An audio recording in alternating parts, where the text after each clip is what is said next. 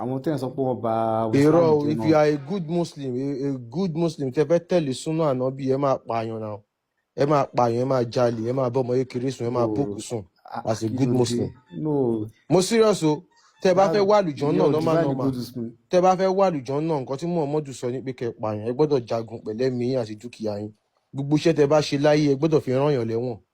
Ẹni tó bá ń takò ẹ̀sìn Islam, ẹ gbọ́dọ̀ fi ṣe jihad, ẹ gbọ́dọ̀ pa. So as a good Muslim, so Islam nǹkan burúkú ni, kò yẹ láwùjọ, ẹ̀sìn fáwọn ẹni òfò ni. Tó bá tó wá pé ọmọ Yorùbá ni yín, tí ẹ̀dẹ̀ fẹ́ jẹ́ ẹni òfò, ẹ̀yin láti kúrò ní Islam, ẹ̀sìn àwọn ẹni òfò ni. So nǹkan tá à ń sọ ẹ̀rí wà fún, òdodo ni ó wà ní Kùránì, ẹ gbọ́dọ̀ pààyàn fún Islam náà. Ẹ̀jẹ̀ èèyàn náà fi ń bọ Allah. Ṣó ti yé yín? Ẹ̀sìn wàhálà ni, ẹ̀sìn orí burúkú ni. Kò sí pé à ń parọ́, òdodo là ń sọ fún yín Ọlọ́run. Mr. Badmus ẹ tán mic. Mr. Badmus ṣe Mùsùlùmí ní. Mùsùlùmí ni mí. Kí ni mo lè fi búra fún yín tẹ́ máa fi mọ̀ pé òdodo mò ń sọ fún yín? Kò sí nǹkan kan tẹ́ lè fi búra fún mi. Ọ̀rọ̀ àṣẹ pé mo ti sòdodo fún yín báyẹn, sọ ọwọ́ yín ló kù sí o. Nǹkan tí èmi kàn mọ̀ ni pé Allah ò kì í ṣe Ọlọ́run, Mr. Badmus. Allah ò kì í ṣe Ọlọ́run, ẹ má stress. Mo já mọ̀ pé Ọlọ́run ló mọ ẹ̀sìn tí gbogbo èèyàn máa ṣe. Ọlọ́run ò nẹ́sìn, Mr. Badmus. Ọmọ kékeré ni yín ni. Ẹ má bẹ̀rẹ̀ yín ṣe báyìí. Ẹ ṣe sùn ṣàgbàlagbà ni. Ẹ dúró ṣàgbàlagbà ni. Ṣàgbàlagbà ni. Kí lẹ pè 32? Ó yẹ wo ọwọ́ yín, ẹ wà tẹ́lẹ̀ ọwọ́ yín. Ṣé làwa ń bẹ̀? Ṣé làwa ń bẹ̀? Ìlàwà ń bẹ̀. Tẹ́ mẹni tó kọ́. Àtẹ́lẹwọ́ labálà. Ṣé mẹni tó kọ́? Mi ò mẹ́ni tó kọ́. Tó bá pọ́ lọ́hún nẹ́sìn, ṣé kí ló yẹ tí Ọlọ́run ò kọ́ tí wọ́n ò kọ́ sí wa lọ́wọ́? Ọlọ́run ò nẹ́sìn. Ó ti yé yín? Àwọn kan bẹ́ẹ̀ ti kọjá òye ẹ̀dá. Kò kọjá òye ẹ̀dá, àwọn kan àdádálẹ̀, àwọn kan tí wọ́n fẹ́ máa kọ̀ntró yín. Ẹ ṣe sùúrù. Àwọn kan tí wọ́n fẹ́ mú yín lẹ́rú gun, tó fẹ́ kó yín lẹ́rú, tó fẹ́ báyé yín jẹ́, tó fẹ́ pa gbogbo àwọn ọmọ yín. Tẹ́ ẹ bá lọ àwọn ìyàwó yín, tó fẹ́ máa bá wọn sùn ní ìbákúbá, wọ́n fẹ́ máa bá wọn sùn ní ìbásùn kíbásùn. Àwọn ọlọ́gbẹ́sìn wà, àdádálẹ̀ ni arẹ́njì ni. So àwọn àáfàá tó jẹ́ mòdodo náà tó jẹ́ pé wọn ò níṣẹ́ ibẹ̀ náà ti ń jẹ, wọn ò ní sòdodo fún yín náà. Okay, Mr. Badmus, ẹ imagine gbogbo àwọn àáfàá tá a ní nílẹ̀ Yorùbá yẹn bó ṣe pọ̀ yẹn. Ẹ imagine pé gbogbo wọn wà ní ìdíṣẹ́ àgbẹ̀.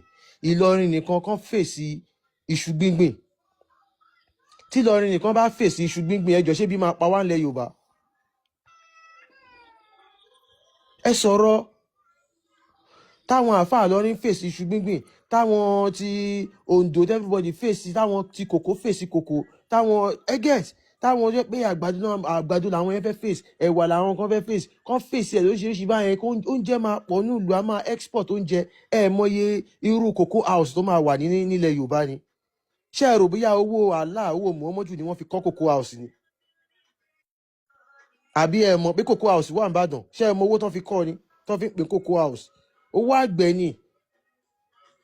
Àgbàtà wa ti dá àgbẹ̀ dúró, ǹjẹ́ ríru cocoa house yẹn? So gbogbo àwọn pípù yẹn wọ́n kàn mú àwọn èèyàn lẹ́rú gun ni, wọ́n scam àwọn èèyàn ni.